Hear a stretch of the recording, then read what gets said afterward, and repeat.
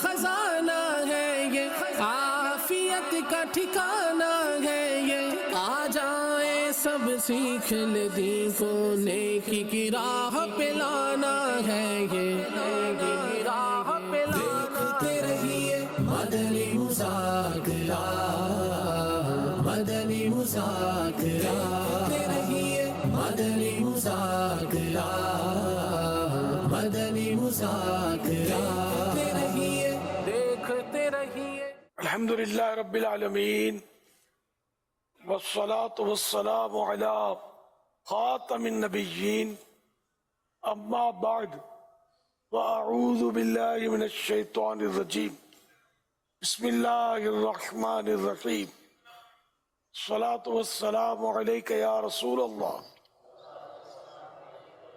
وعلی آلک واصحابک یا حبیب اللہ الصلاة والسلام علیک یا نبی اللہ وعلی آلک واصحابک یا نور اللہ 1444 ہجری کے جمادی الاولیٰ کی دوسری رات ہے۔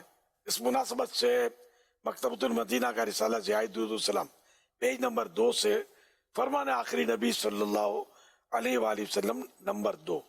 بروز قیامت لوگوں میں سے میرے قریب تر وہ ہوگا جس نے دنیا میں مجھ پر زیادہ درود پاک پڑھے ہوں گے۔ صلو علی الحبیب صلی اللہ علی محمد۔ اب سوالات کیجئے، ہر سوال کا جواب وہ بھی ثواب، یعنی درست دے پاؤں یہ ضروری نہیں، بن پڑا تو عرض کرنے کی کوشش کروں گا، بھول کرتا پائیں فوراً میری اصلاح فرمائیں، مجھے آئیں بائیں شائیں کرتا اپنے موقف پر بلا وجہ اڑتا نہیں، بلکہ شکریہ کے ساتھ رجوع کرتا پائیں گے انشاءاللہ الکریم۔ صلو علی الحبیب صلی اللہ علی محمد۔ تو عثمان غنی حضرت صاحب نے زمادہ سوال دے کہ فضول کارونو نا زان سنگا خلاص کو۔ فضولیات کے تعلق سے بھی پشتوں میں سوال ہوا تو نواسہ رسول جگر گوشہ بطول حضرت سیدنا امام حسن رضی اللہ عنہ سے روایت ہے کہ حضور تاجدار رسالت شہنشاہ نبوت صلی اللہ علیہ وسلم نے ارشاد فرمایا، کسی شخص کے اسلام کی خوبی میں سے یہ ہے کہ وہ اس کو چھوڑ دے جو اسے نفع نہ دے، لا یعنی چیز جو ہو اس کو چھوڑ دے۔ یہ حدیث پاک ان احادیث میں سے جن پر اسلام کا دار و مدار ہے۔ حکیم الامت مفتی احمد یار خان رحمت اللہ علیہ لکھتے ہیں، یعنی کامل مسلمان، کمپلیٹ مسلمان وہ ہے جو ایسے کلام، ایسے کام، ایسی حرکات و سکنات سے بچے جو اس کے لیے دین یا دنیا میں مفید نہ ہوں، وہ کام یا کلام یعنی بات کرے جو اسے یا دنیا میں مفید یعنی فائدہ مند ہو یا آخرت میں۔ سبحان اللہ، ان دو کلموں، ان دو لفظوں میں دونوں جہان کی بھلائی وابستہ ہے۔ ایک بزرگ کسی محل پر گزرے، مالک سے پوچھا کہ تو نے مکان کب بنایا ہے؟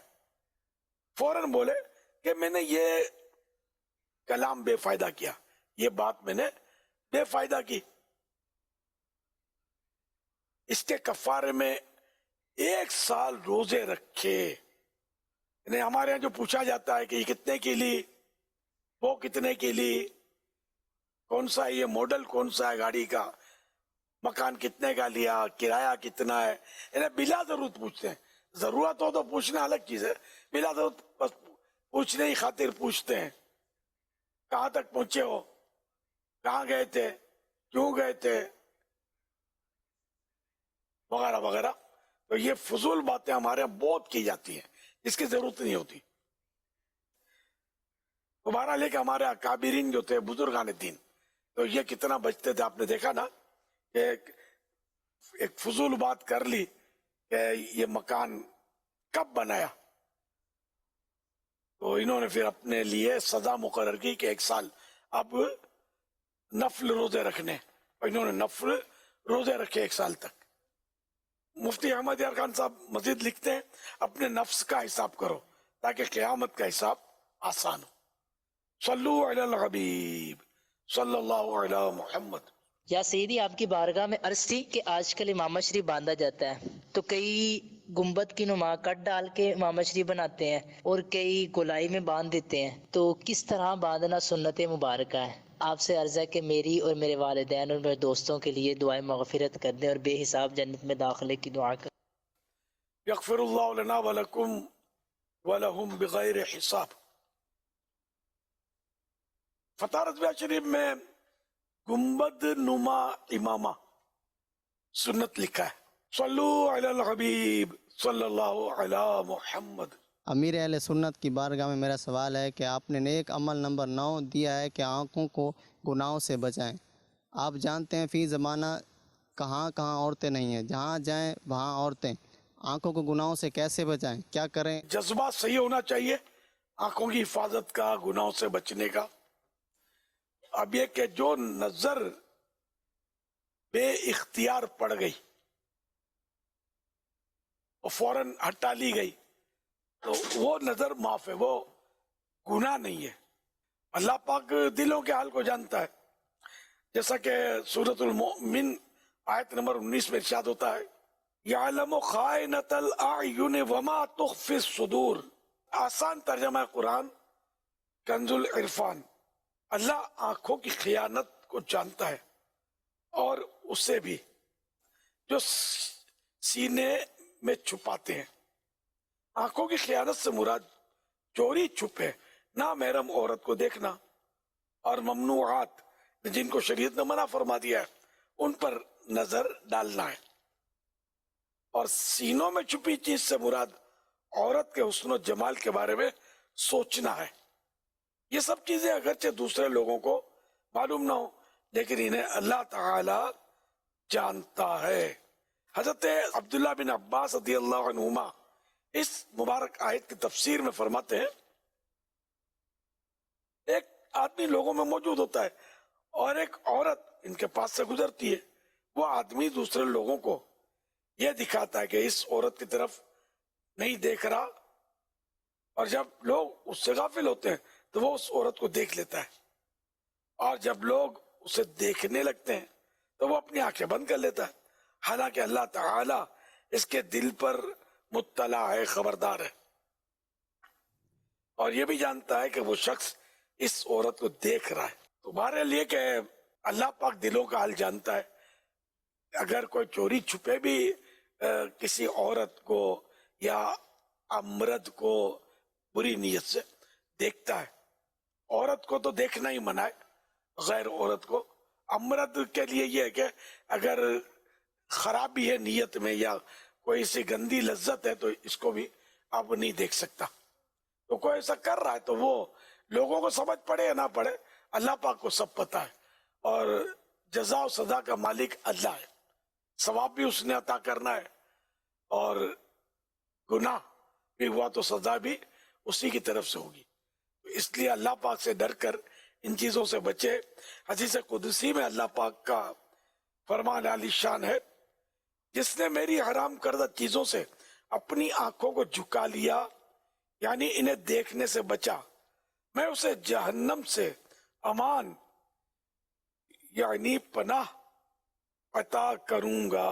सल्लु अलल हबीब सल्लल्लाहु अलैहि मुहम्मद। अगर छोटे बच्चे ने खाना मांगा और हमने उसे प्लेट में उसके दे दिया, अगर उसने उस खाने को छोड़ दिया प्लेट में, तो ये उसकी मलकियत है, और अगर वो सालन बच गया तो उसका क्या किया जाए, शरई हवाले से उसका क्या किया जाए? घरों में जो खाना दिया जाता है ना, वो जितना खाए उतना मालिक होता है। बड़े भी छोड़ देते हैं, बच्चे भी छोड़ देते हैं, तो जितना खाया उतना मालिक छोड़ दिया। इस तरह कहीं मेहमान हुए तो खाना खाया, जितना खाया ठीक है, छोड़ दिया।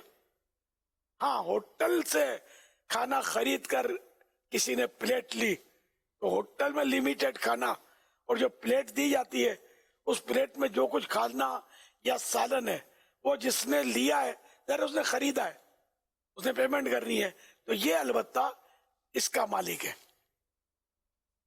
چاہے بڑا ہو یا بچہ ہو. بچے نے خریدا تو ظاہر ہے کہ بچہ اب یہ بچے کا ہے، جو بچ گیا وہ بھی بچے ہی کا ہے. لیکن اب یہ کہ اس طرح کا بچہ ہوا چھوڑ کے لوگ چلے جاتے ہیں. بچہ بھی اگر کوئی نابالغ ہے سمجھدار وہ کھائے گا تو وہ عام طور پہ لیتے نہیں ہے. تو لینا کہیں کہیں کوئی لے بھی لیتا ہے لیکن جنرلی لیتے نہیں ہے، چھوڑ کے چلے جاتے ہیں. تو اب کوئی چیز ایسی ہے کہ بچے نے کھائی، اب وہ چھوڑ دی، اس نے پھینک دی، اور اب وہ اس کی قیمت بھی کوئی نہیں بنتی. اب جو بچ گیا کھانا وہ مفت بھی کوئی نہیں کھاتا تو بکے گا کیا. صلو علی الحبیب صلی اللہ علی محمد. امیر اہل سنت کی بارگاہ میں ایک سوال ہے کہ ہم بچوں میں چیزیں تقسیم کر رہے ہیں، اگر ان میں کوئی سید بچہ آ جائے اور اس کو 2 چیزیں دے دی جائیں تو اس سے دوسرے بچوں کی حق تلفی تو نہ ہوگی، اس بارے میں رہنمائی فرما دیجئے گا. اگر چیزیں آپ کی ہیں، آپ تقسیم کر رہے ہیں، آپ کسی کو 1 دیں، کسی کو 2 دیں، کسی کو 12 دے دیں، آپ مالک ہیں، اس میں حق تلفی کی ہو جائے گی. تو کسی بچے کی چیز آپ نے اس کو دے دی، بچہ ایسا ہے کہ اس کا قبضہ ثابت ہو گیا، اب اس بچے سے لے لی کہ میں سید کو دے دوں کر کے، تو اب حق تلفی ہوگی. ظاہر ہے کہ جب بچوں کے سامنے ایک کو 2 اور سب کو 1 ملے گا تو بچوں کے ذہن میں ایک سوال تو پیدا ہوگا کہ ہم کو 2 کیوں نہیں. اگر یہ کہہ دیا جائے کہ یہ سید ہیں اور مطلب یوں کر کے بچوں کی عقل کے مطابق تو ان کو یوں 2 دینا چاہیے، کیونکہ جو برا لگنے کے لیے کم از کم اس میں اتنا تو شعور ہوگا کہ اس کو 1 ملا میرے کو، اس کو 2 ملے. تو بچوں کے ذہنوں میں سید، سادات، آل رسول، کوئی بھی ان کے بچوں کی سوچ کے مطابق کوئی ایسا جملہ کہہ دیا جائے تاکہ ان کے دلوں میں بھی ایک عظمت پیدا ہو کہ سید سادات ہیں تو آپس میں، کیونکہ ان کا ہوگا تو یار ہم کو 2 کیوں نہیں.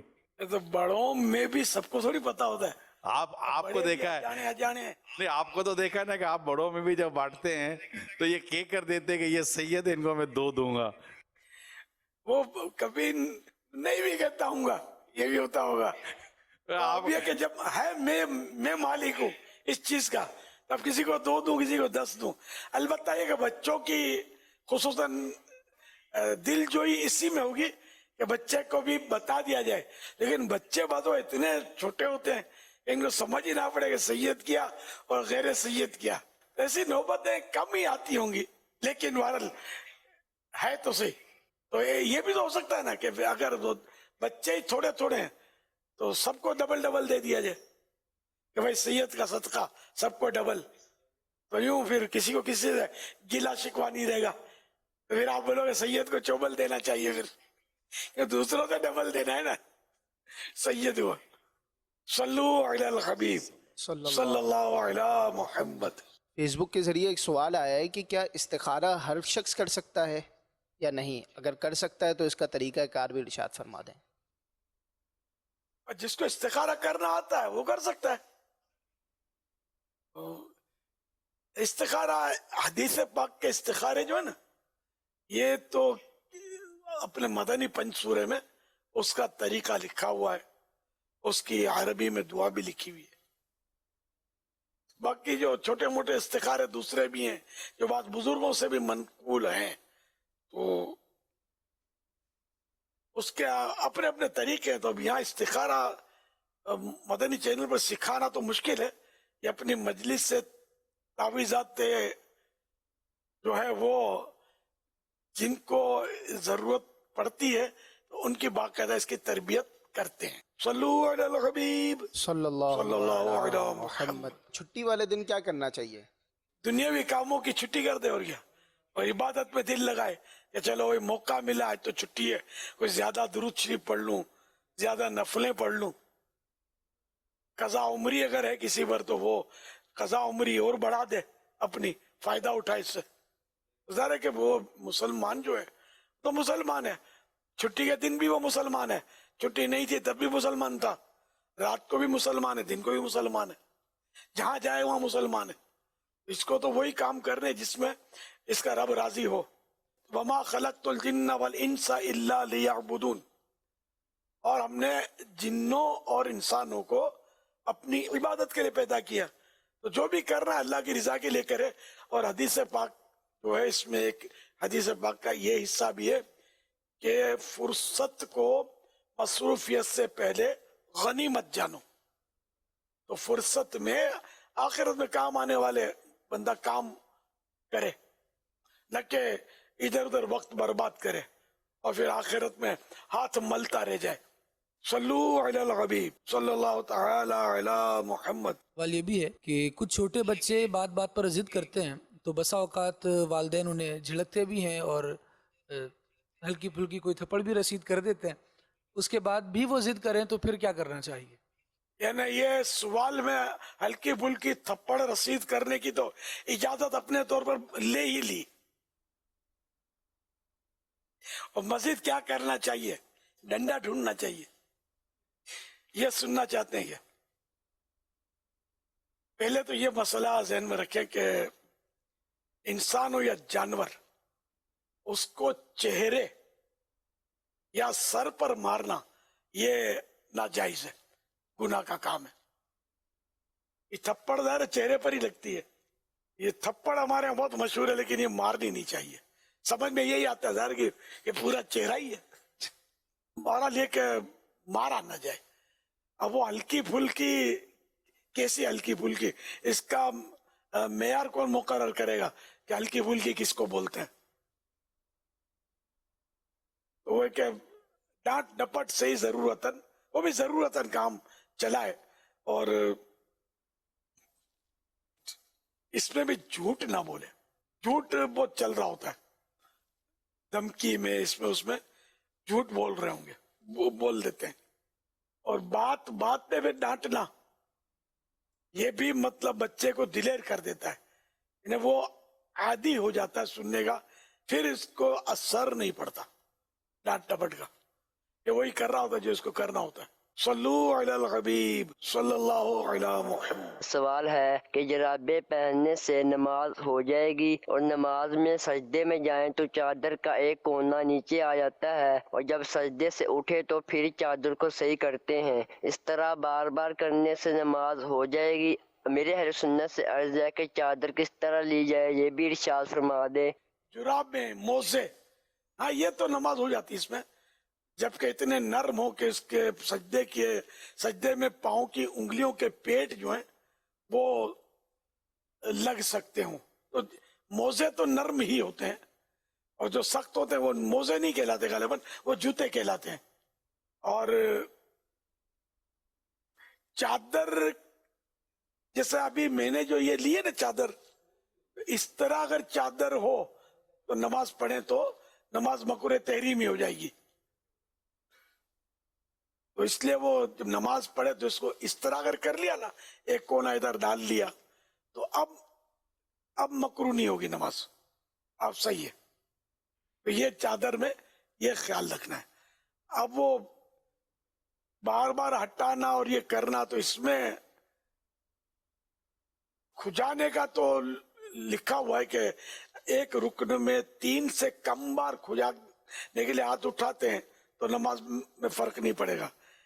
اگر 3 بار، جیسے کہ یہ قیام میں کھڑے ہیں ہاتھ باندھ کے، اب یہ ہاتھ سے کھجایا یہاں، بھلے انگلیوں کو چند بار حرکت دی، ایک ہی بار کہلائے گا.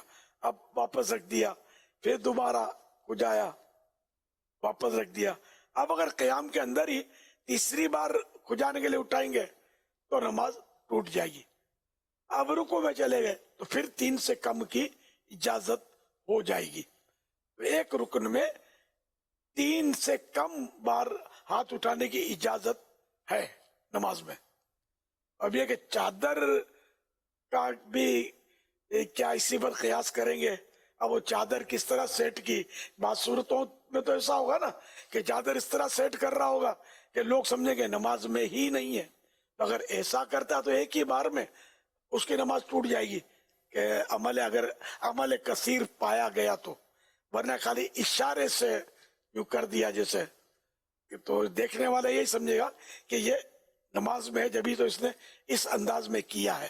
اور اگر وہ چادر اس طرح کھل گئی کہ وہ سدل پایا گیا، جیسے یہ میری چادر ہے، اور سجدے میں اس طرح ہو گئی اور ایک رکن کی مقدار وہ رہی اس طرح، تو پھر کراہت بالکل آئے گی کراہت اس میں. ہے نا, نماز مکروہ تحری میں ہو جائے گی پھر تو. بالکل. ابتدا میں ہی اس کی احتیاط برتنا ہوگی کہ اس انداز میں چادر لیں نہ, یا پوری احتیاط کے ساتھ اسے لیں. صلو علی الحبیب صلی اللہ علی محمد. بڑی الجھن رہتی اس بات کی کہ مطلب نماز بھی پڑھتے ہیں, دعا بھی کرتے ہیں, لیکن ایک برے خاتمے کا مطلب خوف رہتا ہے کہ بس یہ کیسے پتہ چلے کہ اللہ راضی ہے, اور بس ایمان پر خاتمہ ہو جائے, موت آقا کے قدموں میں آئے, اور قبر میں کسی قسم کی کوئی پریشانی نہ ہو, نہ اندھیرا ہو, نہ قبر میں گھبراہٹ ہو, بالکل مدینہ مدینہ ہو جائے, بس اللہ راضی ہو جائے, دونوں جہان میں بیڑا پار ہو جائے, کہیں سے مطلب اللہ تعالیٰ پکڑ نہ فرمائے, نہ پوچھ گچھ کرے. مطلب یہ بڑی ٹینشن رہتی ہے, اس بارے میں رہنمائی فرما دیجئے. یہ ٹینشن جو ہے یہ بہت بڑی سعادت کی بات ہے. اللہ پاک کی خفیہ تدبیر سے ہم سبھی کو ڈرنا چاہیے. اگر گارنٹی ہی مل گئی کہ تو بس اب سیدھا جنت میں جائے گا, تو پھر تو وہ بات بنے گی نہیں نا. یہ تو انبیاء کرام علیہ السلام یقینی طور پر معصوم ہیں کہ یہ گناہ پر قدرت ہی نہیں رکھتے, فرشتے معصوم ہیں کہ گناہ پر قدرت ہی نہیں رکھتے, ورنہ ہم لوگ تو ظاہر ہے کہ گناہوں کا صدور ہو ہی جاتا ہے. دوبارہ لے کے اللہ پاک کی خفیہ تدبیر سے ہم سبھی کو ڈرنا چاہیے. برے خاتمے کا خوف تو تھا, وہ تو بزرگان دین کی زندگیوں کا حصہ تھا, اور یہ ایک ایسی لگام ہے کہ انسان اس سے گناہوں سے بچتا ہے, اور خوف خدا اس کے اندر بڑھتا چلا جاتا ہے. اگر برے خاتمے کا خوف جتنا بڑھے گا اتنا خوف خدا بڑھے گا, اور اللہ پاک کی بارگاہ میں وہ جھکے گا, یا اللہ بس تو ہی میرا ایمان بچانے والا ہے, تو ہی میرا ایمان بچا لے. تو ڈرتے تو رہنا ہی چاہیے. امام حسن بصری رحمت اللہ علیہ سے پوچھا گیا آپ کا کیا حال ہے؟ فرمایا جس شخص کی کشتی یعنی بوٹ دریا کے درمیان جا کر ٹوٹ جائے, اس کے تختے بکھر جائیں, اور ہر شخص ہچکولے کھاتا تختوں پر نظر آئے, تو اس کا کیا حال ہوگا؟ عرض کی گئی کہ بے حد پریشان کن. فرمایا میرا بھی یہی حال ہے. یہ کتنی زبردست مثال دی خوف خدا کی, کہ مطلب کسی نے پوچھا آپ کی طبیعت حال کیسی ہے, ہمارے یہاں تو بولا ہے میں ویل سیٹ ہوں, بالکل ٹھیک ہوں, ٹھیک ٹھاک ہوں, بہت اچھا ہوں. ہمارے یہاں تو یہ جواب ہوتا ہے, اللہ کی حمد بھی نہیں یاد رہتی کہ الحمدللہ بندہ کہے, بالکل ٹھیک فرسٹ کلاس. حالانکہ فرسٹ کلاس تو کوئی ہوتا ہی نہیں ہے. یعنی انسان کو کوئی ایسا انسان دنیا میں کہاں سے لائیں گے آپ جو ہر طرح سے ٹینشن فری ہو, اور جس کو کچھ بھی تکلیف نہ ہو, کچھ بھی پریشانی نہ ہو, کچھ بھی بیماری نہ ہو, کچھ نہ کچھ ٹک ٹک لگی رہتی ہے انسان کے ساتھ, لیکن بولتے ہیں فرسٹ کلاس. تو یہ ہمارے جوابات ہوتے ہیں جو بعض اوقات جھوٹ میں داخل ہوتے ہیں. لیکن امام حسن بصری رحمت اللہ علیہ نے کتنا پیارا جواب دیا, نے مثال دی کہ جس شخص کی کشتی دریا کے درمیان یعنی بیچوں بیچ جا کے ٹوٹ جائے, اور ہر شخص ہچکولے کھاتا تختوں پر نظر آئے, تو اس کا کیا حال ہوگا؟ جواب دیا گیا کہ ارے وہ تو پریشان ہوگا. تو فرمایا کہ میرا بھی یہی حال ہے کہ میں اسی طرح پریشان ہوں. ایک بار آپ ایسے اداس ہوئے, امام حسن بصری رحمت اللہ علیہ ایسے رنجیدہ ہوئے, اداس ہوئے کہ کئی سال تک ہنسی ہی نہیں آئی.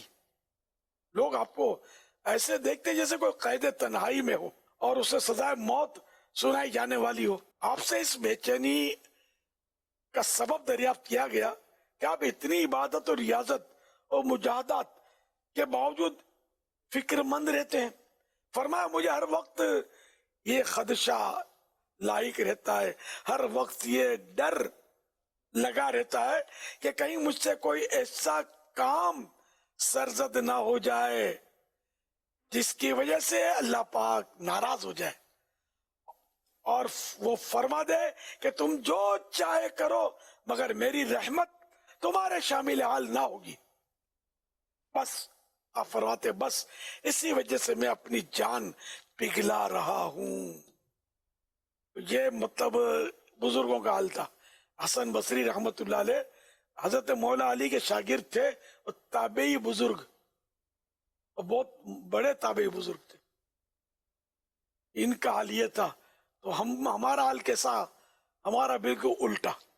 ہم لوگ بالکل بے خوف اور نڈر ہیں, جیسے پرواہ ہی نہیں ہے. بس وہ مسلمانوں کے گھروں میں پیدا ہو گئے تو ہم سمجھتے کہ بس چھٹے پڑے ہیں. حالانکہ ایسا نہیں ہے.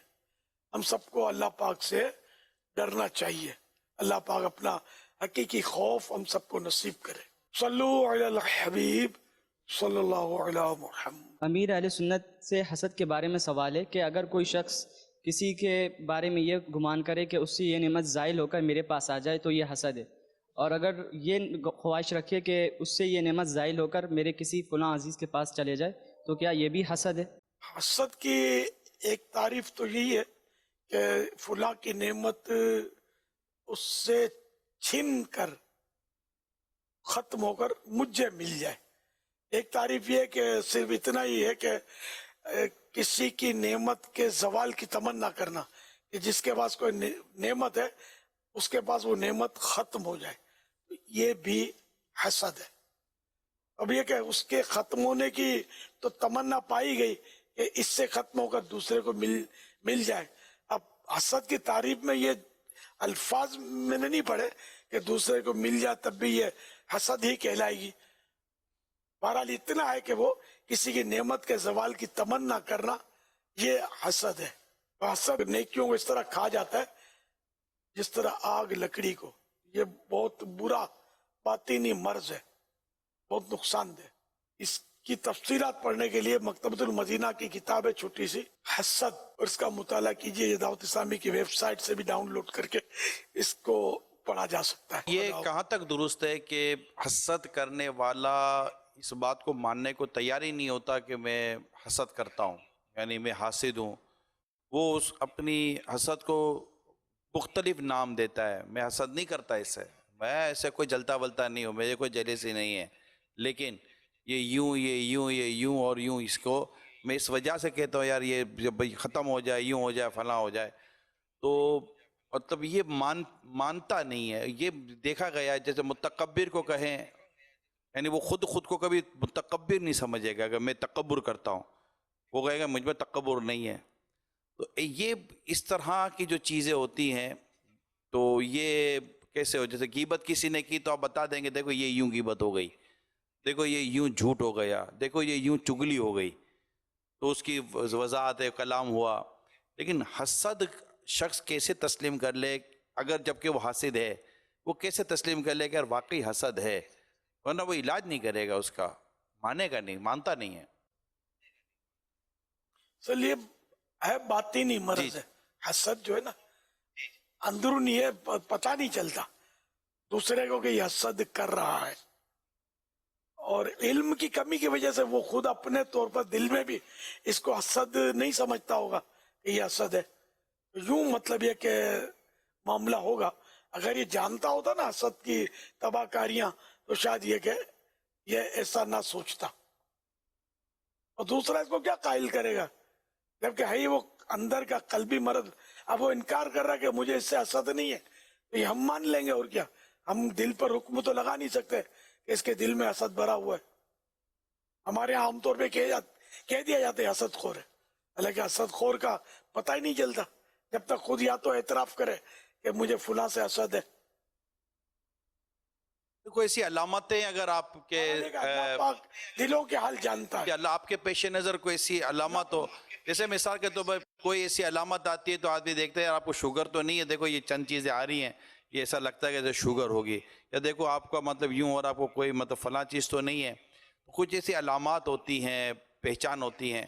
تو کوئی ایسی علامت کسی انسان کے اندر خود ہی وہ ڈائگنوز کر سکتا ہے کیونکہ اندر کا ہے, کوئی اور تو بولنے سے رہا کہ یار یہ چیز جو میرے اندر آ رہی ہے نا, ایسا تو نہیں کہ میرے کو حسد کا مرض لگ گیا ہو. تو وہ کوئی چند ایک چیزیں ہوں جس پر ہم غور کریں اور ہم کہیں یار یہ کہہ تو رہے ہیں اور یہ تو مطلب یہ میرے بارے میں لگتا ہے بات کر رہے تو مجھے میں حسد تو نہیں ہے. اس میں ایسا ہے کہ جیسے غور کرے کہ فلاں شخص جو مالدار ہے تو یہ چاہتا ہے کہ یار یہ اس کا مال جو ہے نا اس میں نقصان ہو جائے, اس کو مال اس کا جاتا رہے, یہ نعمت جو ملی ہے اس کی چلی جائے. تو یہ اگر اس کا کوئی ذہن ہے اس کا تو سمجھ لے کہ یہ حسد ہے, اس کو دور کرے. اسی طرح یہ کہ کسی کی آواز اچھی ہے تو جی چاہتا ہے کہ اس کی آواز بیٹھ جائے, اس کی آواز خراب ہو جائے. یہ نعت خوانوں میں اور قاری صاحبان میں یہ صورتیں ممکن ہیں. اس طرح مقررین میں بھی ممکن ہے, مبلغین میں بھی ممکن ہے کہ یہ اچھا بیان نہ کر سکے, یہ بہت اچھا بیان کرتا ہے تو لوگ تعریف کرتے ہیں اس کی, اور اس سے برداشت نہیں ہوتا تو یہ چاہتا ہے کہ یہ بیان اچھا نہ کر سکے, یہ اچھی نعت نہ پڑھ سکے, اس کی آواز پھٹ جائے, بیٹھ جائے, اس کا گلے میں درد ہو جائے. اس طرح یعنی کہ اس کی وہ نعمت جو ہے اچھی آواز کی, یا کوئی حسین ہے, خوبصورت ہے, تو بس وہ جلسی مطلب کہ اس کا حسن و جمال جو ہے ختم ہو جائے, بس شکل ہو جائے, اس کو چیچک نکل آئے, پھوڑے ہو جائیں, یعنی کچھ ایسا ہو جائے کہ اس کی شکل بگڑ جائے. تو یہ خواہشات پیدا ہونا یہ حسد ہی تو ہے کہ اس کی نعمت چلی جائے, اس سے جو اس کے پاس خوبی ہے یہ ختم ہو جائے. اب یہ کہ یہ دل میں پیدا ہو گئی اور اس کو فوراً ظاہر اس نے دور کیا, اس پر جمع تو نہیں, نہ اس نے اس کو اپنی آرزو بنا لیا, تو یہ اس کو یہ نہیں کہیں گے یہ گناہ گار ہو گیا خیال آتے ہی. خیال آنا اور چیز ہے, اور اس خیال کو اپنا لینا, جمع لینا یہ اور چیز ہے, اور کہ یہ بس ایسا ہو جائے, اس کو یہ نقصان ہو جائے, یعنی یہ چلا جائے, اس کی یہ نعمت ہے یہ ذہن بنا لے. یہ آدمی تھوڑا بہت شعور ہو نا, دینی ماحول ہو تو اس کو سمجھ پڑے گی.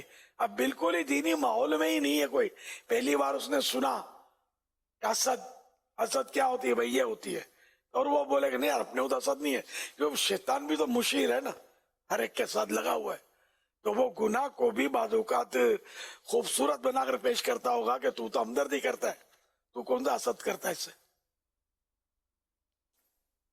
علم دین بہت ضروری ہے, اور اس کے لیے عاشقان رسول کی صحبت, مدنی قافلوں کا سفر, دینی کتابوں کا مطالعہ یہ بہت مفید ہے.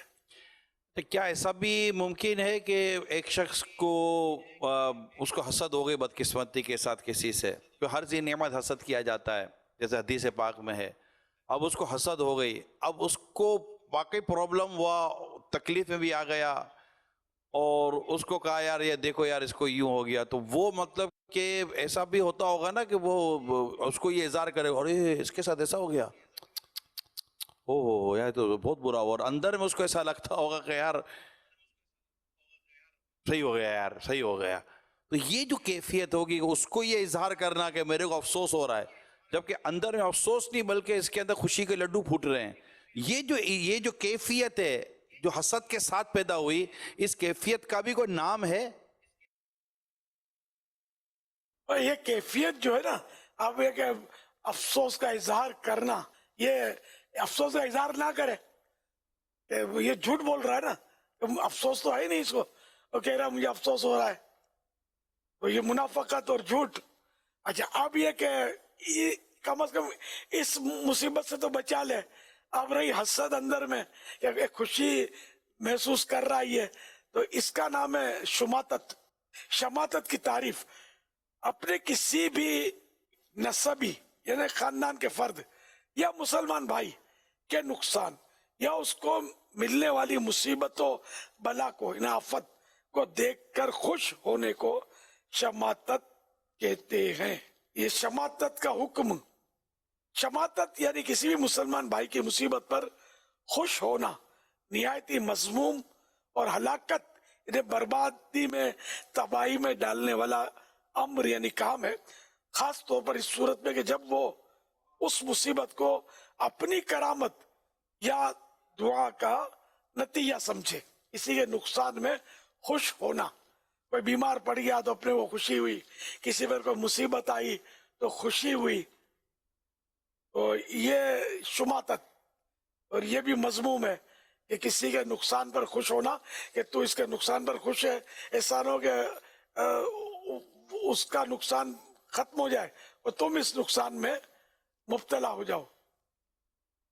کسی کے برے میں راضی ہونا, کسی کے نقصان میں راضی ہونا, یہ بھی ایک بیماری پائی جاتی ہے.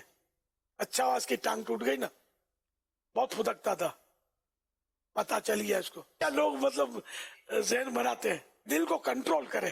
خوشی کا کیفیت پیدا ہونا اس میں یہ بے بس ہے, اس کو کنٹرول کرے, اظہار ہرگز نہ کرے اس کا, کہ پھر دل آزاری کی صورت بھی تو بنے گی.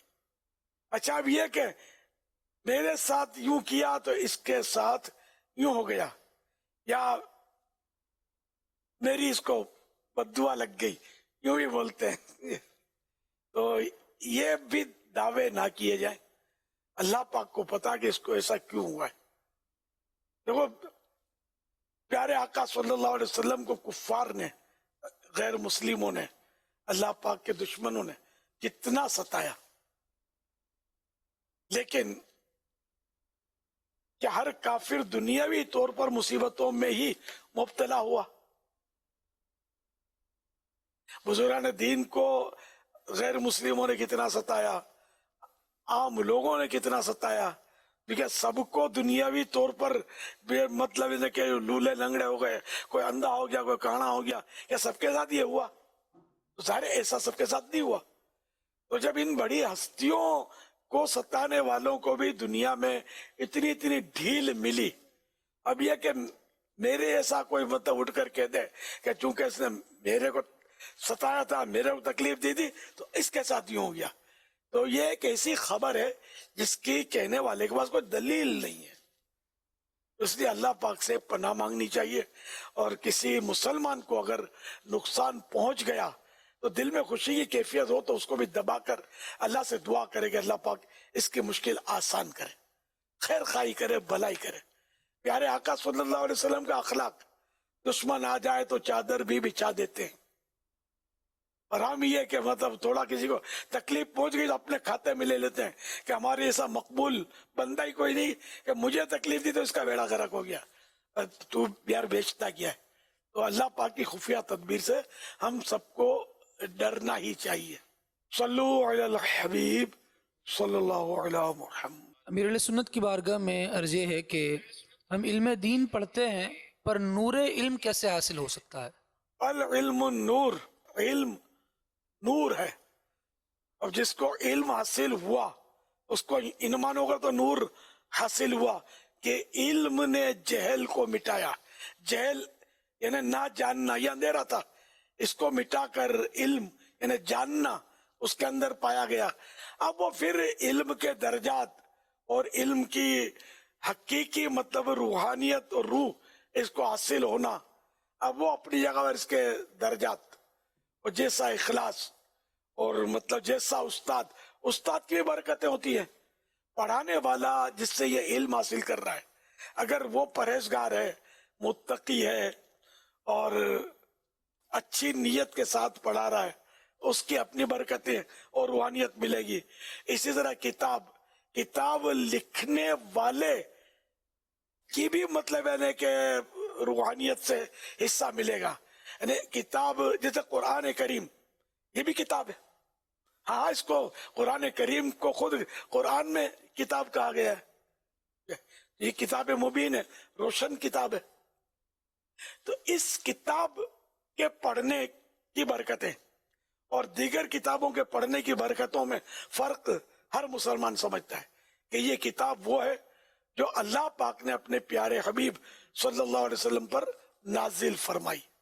اچھا, اسی طرح دیگر کتابیں, حدیثوں کی کتابیں, اس کی اپنی برکتیں ہیں کہ انہیں لکھنے والے بہت پرہیزگار, متقی اور اللہ کے نیک بندے ہوئے. اچھا, اسی طرح دیگر لکھنے والے جیسے اعلیٰ حضرت رحمت اللہ علیہ ہمارے قریبی زمانے میں, کہ یہ نیک بندے تھے, ولی اللہ تھے, ان کے لکھنے کی برکتیں. انوار البشارہ کے تعلق سے بہار شریعت میں لکھا ہے حضرت مولانا امجد علی صاحب رحمۃ اللہ علیہ نے کہ میں نے اعلیٰ حضرت نے جو لکھا ہے اس کو ایز اٹ از لفظ ٹو لفظ اس کو نقل کر دیا ہے کہ اعلیٰ حضرت کی قلم میں اور لکھنے میں جو اثر ہے, تاثیر ہے, وہ میرے میں کہاں. حالانکہ خود بہت بڑے بزرگ ہیں, لیکن اعلیٰ حضرت کے تعلق سے ان کا یہ حسن ظن کہ یہ مجھ سے بڑے بزرگ ہیں, اور یہ اعلیٰ حضرت کے خلیفہ تھے مولانا امجد علی صاحب رحمۃ اللہ علیہ, جنہوں نے بہار شریعت لکھی ہے. لیکن اعلیٰ حضرت کی تحریر کو اتنا انہوں نے اہمیت دی کہ یہ جس کے قلم سے نکلا ہے نا, اس میں جو تاثیر ہے نا وہ میرے قلم میں نہیں.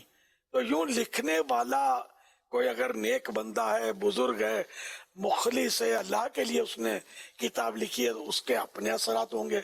کسی نے پیسوں کے لیے لکھی ہے یا نام و نمود کے لیے لکھی ہے کہ میرا نام ہوگا، واہ واہ ہوگی. اگر کوئی ایسا فرد لکھنے والا ہے اور باتیں وہی لکھی ہے، اس نے اچھی اچھی باتیں لکھی ہے، لیکن اس کے اپنے اثرات، اور جس نے اخلاص کے ساتھ لکھا اس کے اپنے اثرات ہوں گے. تو یوں مطلب ہے کہ علم کا نور جو ہے نا وہ یہ کس سے حاصل کر رہا ہے. یہ دیکھیں اگر نعوذ باللہ یہی علم کسی بد مذہب سے حاصل کر رہا ہے تو اس کو نور کیا ملے گا؟ الٹا مطلب اندھیرے میں ڈوب جائے گا. اور بہت بڑا اندیشہ ہے کہ کفر کے اندھیرے میں جا پڑے. ورنہ علم تو شیطان کے بعد بھی بہت ہے، اور بڑے بڑے گمراہ کن لوگ ہوئے جن کے بعد بہت کچھ علم تھا، لیکن وہ علم ان کے حق میں نور نہیں تھا، بلکہ ان کو تو نور سے دور کر دیا گیا.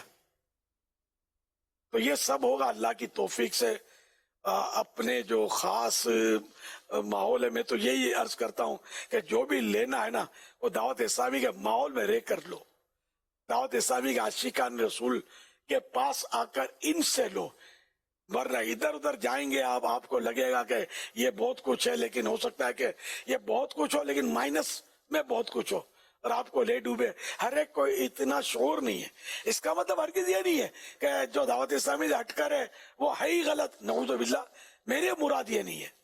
اس کے علاوہ بھی بہت سارے اچھے اچھے مطلب نیک لوگ ہیں، علماء ہیں، لیکن چونکہ ہر ایک کی شناخت ہر ایک کو نہیں ہوتی. جس کو شناخت ہے وہ تو الگ بات ہے، جس کو نہیں ہے شناخت اور عام طور پر نہیں ہوتی. تو اس لیے دعوت اسلامی کم از کم ایک ایسی نعمت اللہ نے دی ہے کہ اس کی شناخت بہت آسانی سے ہو رہی ہے کہ اس کے نظریات کیا ہیں، اس کے عقیدے کیا ہیں، اس کی محبتیں، ان لوگوں کا عشق رسول، ان کا خوف خدا کس طرح کا، یہ سب نظر آ رہا ہے.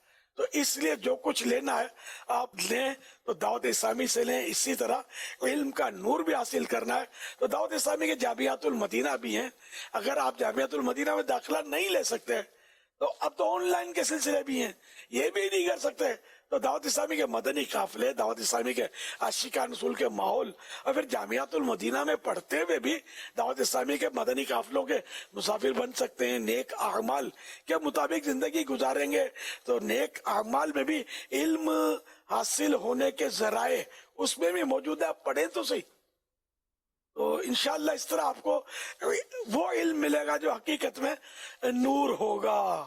امام غزالی رحمۃ اللہ تعالیٰ علیہ کی جو احیاء العلوم ہے، اس کی پہلی جلد میں جو آپ نے علماء کے اور علم کے تعلق سے جو لکھا ہے، کیا آپ مشورہ دیں گے کہ اس میں جو علماء دنیا اور علماء آخرت کا جو وہاں بیان موجود ہے، اگر اسے پڑھ لیا جائے اور اس کو سمجھ لیا جائے کہ اور ایک علم دین حاصل کرنے والا اس کو یوں دیکھ لے کہ یہ علماء دنیا یا علماء سو یا برے علماء کی یہ علامات لکھی ہوئی ہیں، میں نے ان سے بچنا ہے، اور یہ علماء آخرت کی جو علامتیں لکھی ہوئی ہیں میں نے اس کو اختیار کرنا ہے، تو یہ اگر اس کے پر فہرست ہو تو ہو سکتا ہے کہ اسے فائدہ ہو. کیا فرماتے آپ؟ بہت بہترین توجہ دلائی.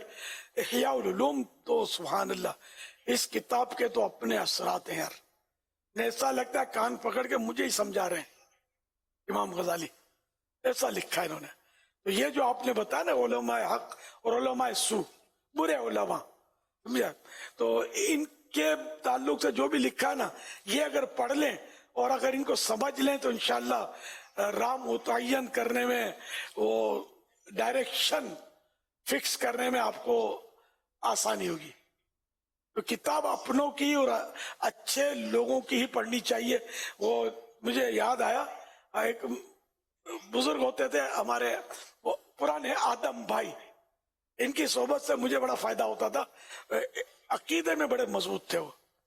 تو ان سے شاید ایک سے زیادہ بار میں نے سنا تھا کہ کتاب جو ہے نا یہ اپنے بزرگوں کی پڑھنی چاہیے.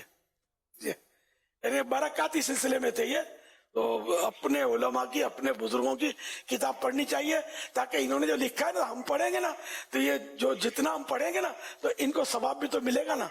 تو دوسرے کو ثواب ملے اس سے بہتر نہیں ہے کہ ہمارے اپنے اکابرین کو، اپنے بزرگوں کو جو کتابیں لکھی انہوں نے پڑھ کر ان کو ہمارے پڑھنے کی وجہ سے ثواب ملے. ہے نکتہ سمجھ میں آنے والا ہے.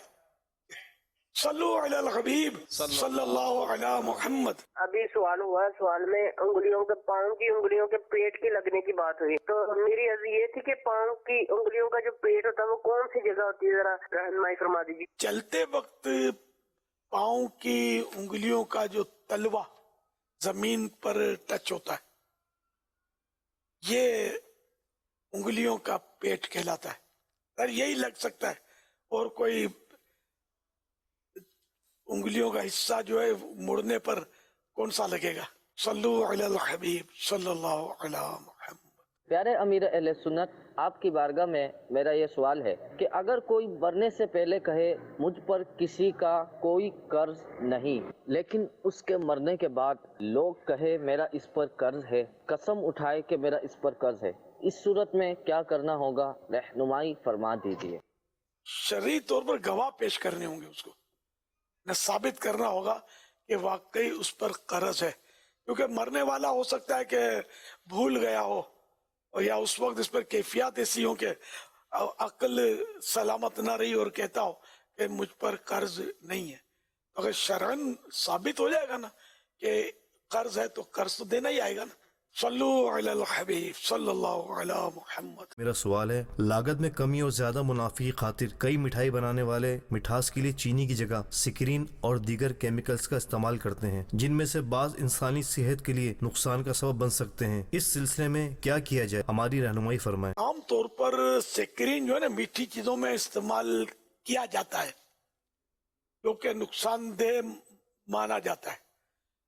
अब अगर बेचने वाला ये कहता है कि खालिस चीनी की ये मिठाई है, तब तो ये धोखा दे रहा है।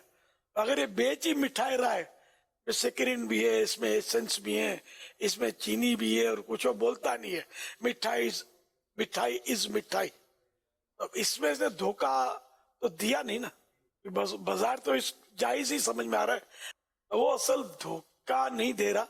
और चीनी जो है ना, चीनी इसका नाम मिठास है, लेकिन इतनी मीठी नहीं होती। बास चीजों में इसकी मिठास जो है ना इतनी जाहिर नहीं होती जब तक उसमें सिक्रीन न डाली जाए। अगर खालिस चीनी की वो मिठाई बेचेंगे ना, तो लोग खरीदेंगे नहीं, शायद बोलेंगे यार तो फीकी फीकी है, तो इसलिए इनको सिक्रीन डाल कर देंगे, हाँ मजा आ गया, समझे।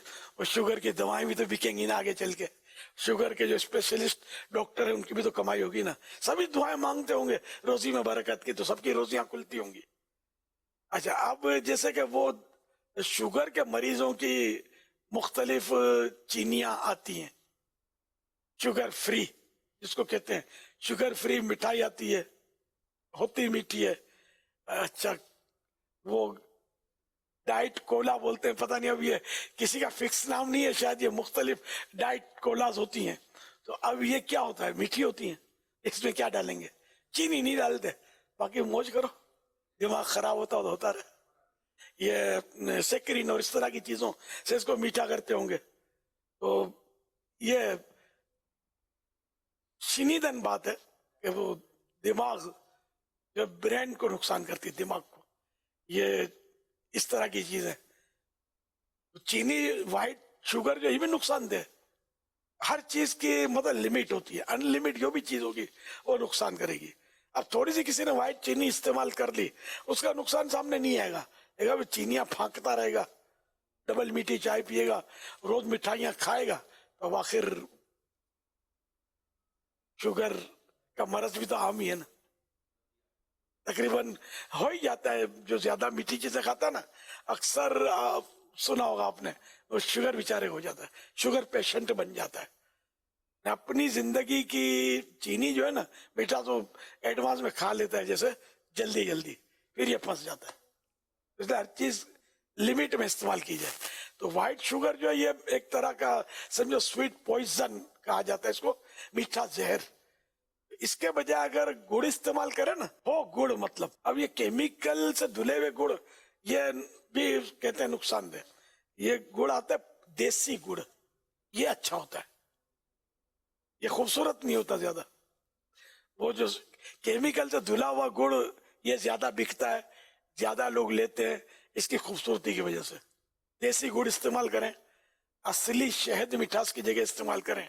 पहले शुगर थोड़ी होती थी, पहले शहद के जरिए और खजूरों के जरिए ये ग़िज़ाएं और जो मिठाइयाँ और जो होती है ना, इनको मीठा किया जाता था ना। पहले इस तरह की मिठाइयाँ और मिठाइयों की दुकानें होती होंगी तो किसी दौर में जब ये चीनी ईजाद नहीं हुई होगी तो ये शहद और खजूर बहुत मीठी होती है, लेकिन इनकी मिठास नुकसानदेह नहीं होती। इनसे मतलब ये कि तो शहद भी माशाअल्लाह शिफा है, लेकिन शुगर के मरीज को डॉक्टर के मशवरे पर अमल करना होता है। शुगर का मरीज ये नहीं समझे कि मुझे शहद नुकसान नहीं करेगा। इसमें शहद में गालिबन याद पड़ता है 70% शुगर होता है, इसलिए मीठी चीजें वो डॉक्टर के मशवरे से यूज की जाए।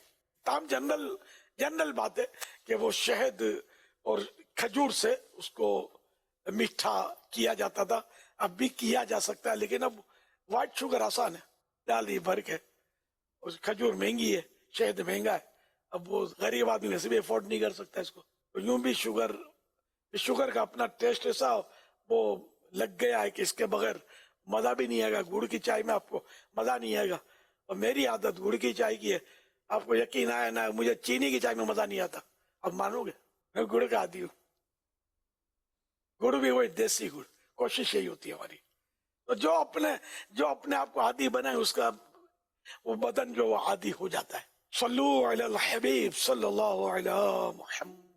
फैज़ान सुन्नत में आपने मुख्तलिफ टेस्ट करवाने की तरगीब इरशाद फरमाई है।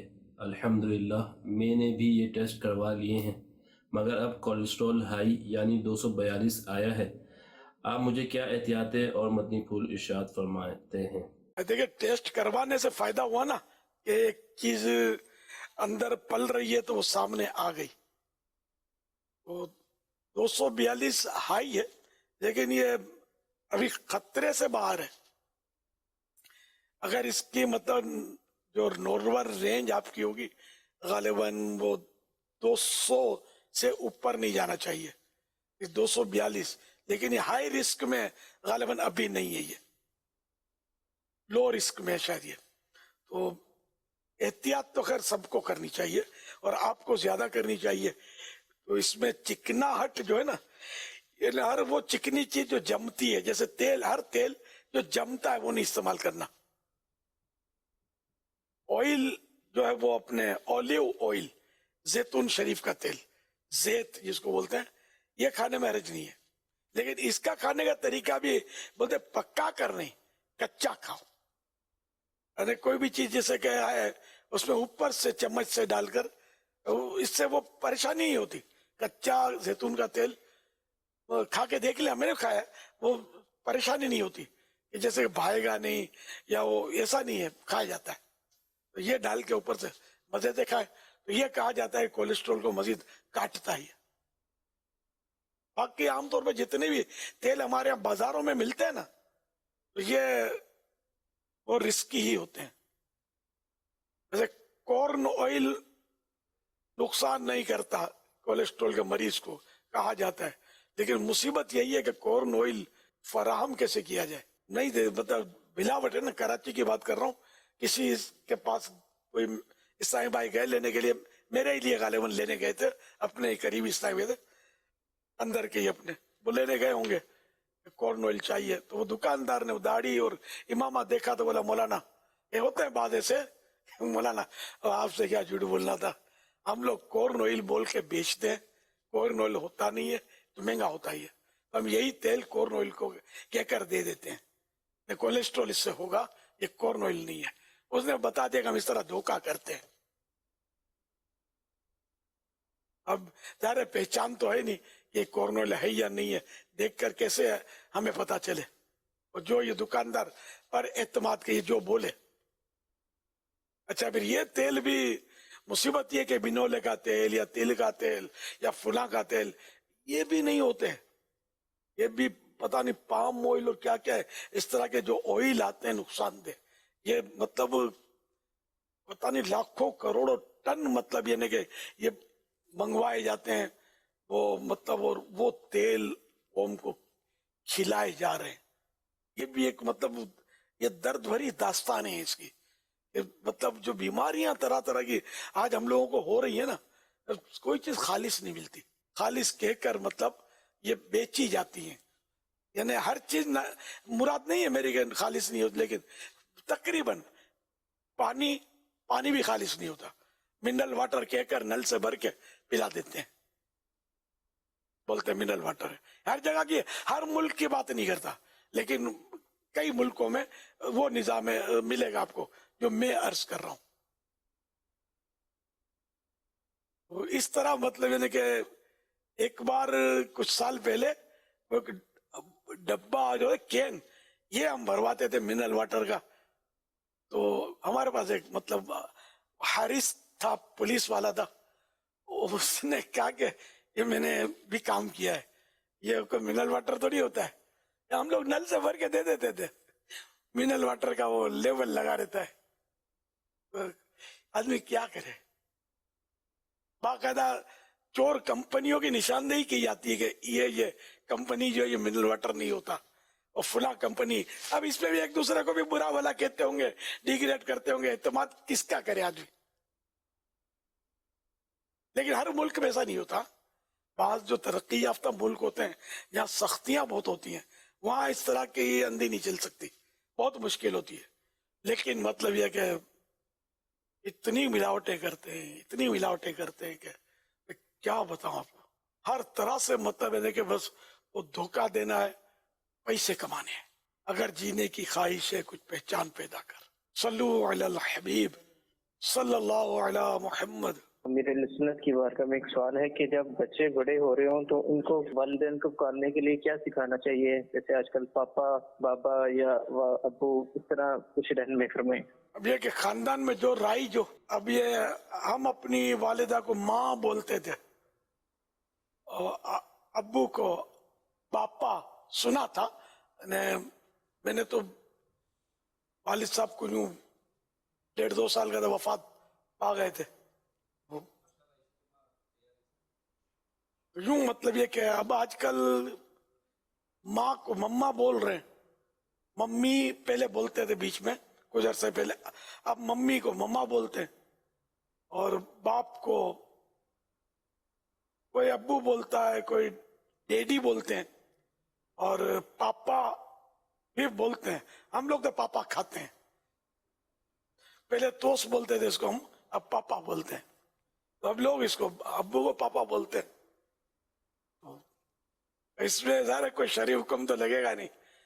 اچھا، پھر انگلش والے اپنے انداز میں بولتے ہوں گے، تو سندھی والے کچھ بولتے ہوں گے، پنجابی کچھ بولتے ہوں گے. تو جو مطلب مہذب لفظ ہو تو بولنے میں حرج تو ہے نہیں. مجھے امی، ابو یہ الفاظ پسند ہیں. میں اپنی بات کر رہا ہوں کہ یہ بولا جائے، لیکن ظاہر میری پسند ہے، اس کا مطلب دوسرے ناجائز ہوگا یہ نہیں ہے.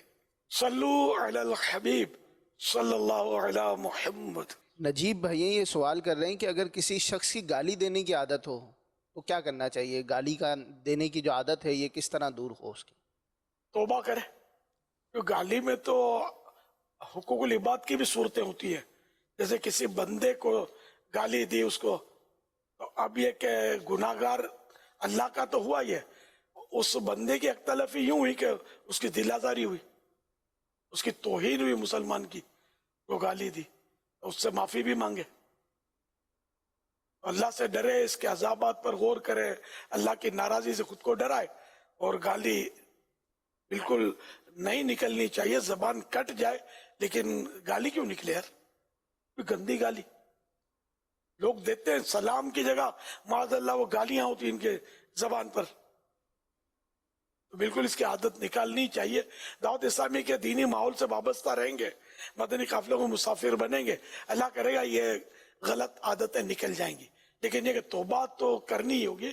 اور جن جن کو گالی دی ان کو پتہ ہے ان کا دل دکھانے والی بات کی ہے، تو ان سے معافی تو مانگنی پڑے گی. یہاں تک کسی کو کہا کہ کمینہ، گدھا، ہے نا، اس طرح بھی کہتے ہیں، یہ بھی ایک مسلمان کی توہین ہے، یہ بھی گالی ہے، اس کی بھی معافی مانگنی پڑے گی. برا تو لگے گا نا.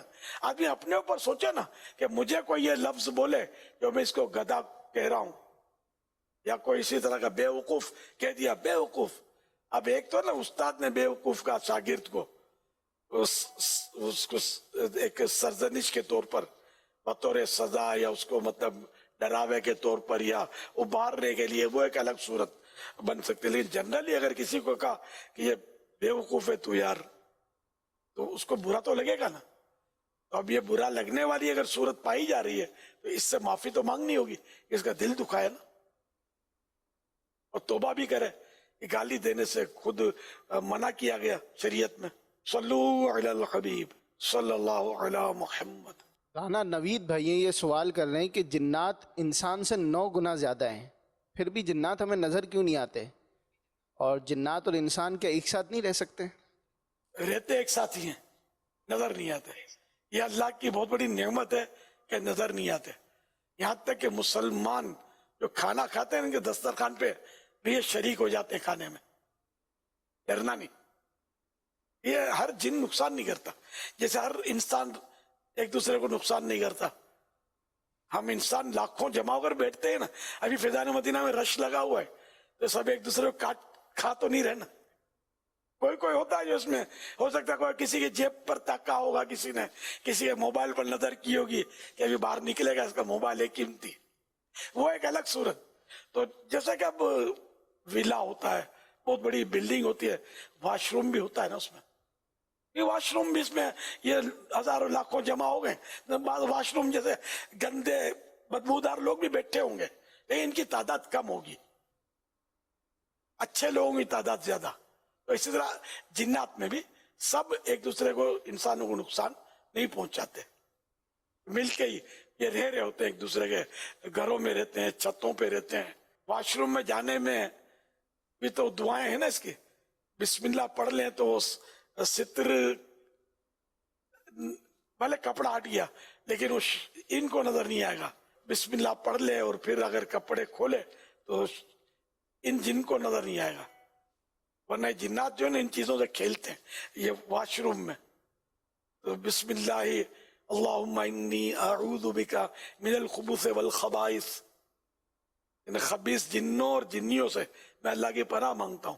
اس دعا کا مطلب یہ ہے. اگر یہ دعا یاد نہیں تو خالی بسم اللہ کہہ لیں گے تب بھی پردہ ہو جائے گا، ان سے بچت. دعا پڑھ لیں تو زیادہ اچھا ہے. یہ واش روم میں اس طرح کی چیزیں ہوتی ہیں، یہ نقصان نہیں پہنچا سکتے پھر اللہ کے نام کی برکت سے. اور یہ ضروری نہیں ہے کہ اگر کوئی بسم اللہ پڑھ کے نہیں گیا تو اب اس کو لپٹ جائے گا، چپٹ جائے گا. یہ ضروری نہیں ہے. ہر جن اس طرح پاورفل نہیں ہوتا کہ نقصان کرے. شیر بھی اس وقت تک حملہ نہیں کرتا جب تک اس کو کھانا نہ ہو یا کوئی ان کو تکلیف نہ دے. خالی مار کے پھینک نہیں دیتا، کوئی وجہ ہو. حالانکہ شیر کتنا خطرناک ہے. یوں جانور، بڑے بڑے خطرناک جانور بھی ہر صورت میں انسانوں پر حملے نہیں کرتے، نہ دوسرے جانوروں پر حملے کرتے ہیں. جنگلوں میں رہے ہوتے ہیں نا، یہ اپنے اوراد و وظائف پڑھتے رہے. شجرہ شریف جن کے پاس ہو، کسی کے مرید ہیں تو اپنے پیر کے شجرے میں جو ورد وظیفے ہوتے ہیں حفاظتوں کے وہ پڑھتے رہنا اچھا ہے. سوتے وقت آیت الکرسی پڑھ لیا کریں تو انشاءاللہ شیطان سے، چور سے اور جنوں سے حفاظت ہوگی. حصار جو پڑھنے کا طریقہ کبھی کبھی میں اسکرین پہ بتاتا ہوں، وہ شجرے میں بھی ہمارے لکھا ہوا ہے، تو وہ پڑھ کے ہاتھ پھیر لیں. انشاءاللہ یہ چیزیں نقصان نہیں کریں گی. گھر میں تلاوتیں ہوں گی، درود و سلام ہوں گے تو انشاءاللہ مطلب یہ چیزیں نقصان نہیں کریں گی. اگر وہ گانے باجے ہوتے رہتے ہیں جن گھروں میں، وہ گناہ بھرے چینلز پر یہ مطلب بے پردگیاں ہو رہی ہوتی ہیں، وہاں بھی یہ زیادہ تر نقصان کی صورتیں بن جاتی ہیں. اللہ پاک ہماری حفاظت کرے، گناہوں سے بھی بچائے ہم کو. اصل بیماری تو گناہ کی ہے. اصل برباد کن امراض گناہوں کے ہیں بھائی، جو اس کو فراموش کیا جاتا ہے. صلو علی الحبیب صلی اللہ علی محمد. مولاي صل وسلم دائما ابدا على حبيبك خير الخلق كلهم. مولاي صل وسلم دائما ابدا على حبيبك خير الخلق كلهم. بہت بہت مبارک ہو آپ کو، آپ کے بچے کی شادی کی تاریخ طے ہو رہی ہے، لیکن میں محسوس کر رہا ہوں کہ آپ کا چہرہ بڑا اداس ہے اور آپ چپ چپ خاموش نظر آ رہے ہیں، کیا وجہ ہے؟ سدھارتھ بھائی آپ صحیح کہہ رہے ہو کہ میں پریشان ہوں. میری پریشانی کا عالم یہ ہے کہ یہ میرا بیٹا ہے. اللہ تعالیٰ نے مجھے خوشیاں دکھائی ہے اور میں خوش بھی ہوں، پر پریشانی یہ ہے کہ میرا بیٹا گونگا بہرا ہے. تو میں یہ سوچ میں مبتلا ہوں کہ اس کی نکاح کس طرح ہوگی. عموماً لوگوں کے بچے سن سکتے ہیں، نکاح کا جواب دے سکتے ہیں، تو اس وجہ سے میں تھوڑا سا پریشان ہوں. سعید بھائی آپ پریشان نہ ہوں، یہی سوال ہم دعوت اسلامی کے امیر اہل سنت سے معلوم کر لیتے ہیں کہ اس کا حل بتا دیں گے کہ کس طریقے سے نکاح ہوگا آپ کے بچے کا. امیر اہل سنت سے میرا سوال یہ ہے کہ جن کے بچے گونگے بہرے ہیں تو ان کا نکاح کس طریقے سے ہوگا. اللہ اللہ، نکاح جس طرح بول کر ہوتا ہے اسی طرح گونگے کے اشارے سے بھی ہو جائے گا. گونگا بولنے پر تو قدرت نہیں رکھتا، نہیں وہ اس طرح کا اشارہ کرے جس سے یہ اشارہ سمجھ میں آ جائے کہ یہ وہ اشارہ نکاح کے تعلق سے کر رہا ہے، کہ جیسے کہ میں نے قبول کیا، اس طرح وہ اشارے سے کہہ دے. جبکہ قاضی یہ پوچھ رہا ہے اس کو اور اس کو یہ پتا ہے کہ کیا پوچھ رہا ہے، اشارے سے اس کو سمجھا دیا، تو یوں اشارے سے بھی گونگے کا نکاح ہو جائے گا.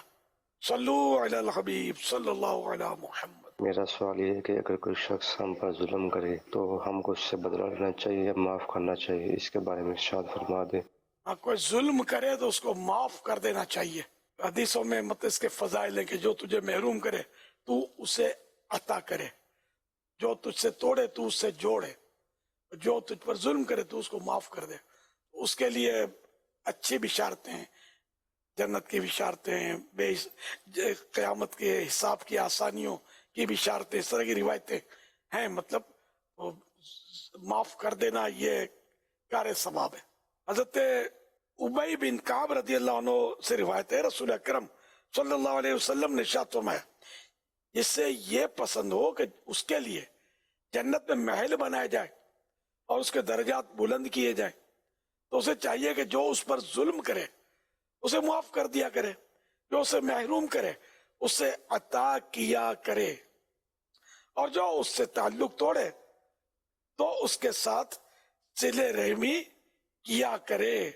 صلو علی الحبیب صلی اللہ علی محمد. امیر اہل سنت کی بارگاہ میں عرض ہے کہ حصول علم کے کیا کیا ذرائع ہیں؟ بہت سارے ذرائع ہیں. اہل علم کی صحبت، دینی کتابوں کا مطالعہ، یا کسی دینی ادارے میں داخلہ لے کر باقاعدہ علم پڑھنا، اس طرح کے جیسے مدنی مذاکرہ ہو رہا ہے، یہ بھی حصول علم کا ذریعہ ہے. دعوت اسلامی کے ہفتہ وار اجتماعات، مدنی قافلے، یہ سب علم دین حاصل کرنے کے بہت سارے ذرائع اب تو آسانی سے میسر ہے.